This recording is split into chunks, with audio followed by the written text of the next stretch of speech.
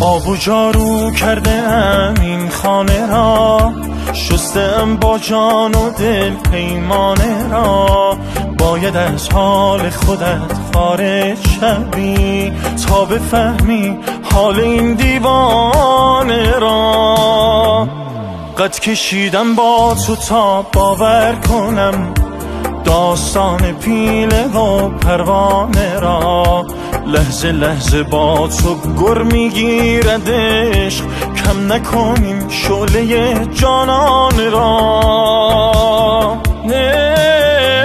زندگی رخ می نماید پیش تو، خواب در چشمم نیاید پیش تو.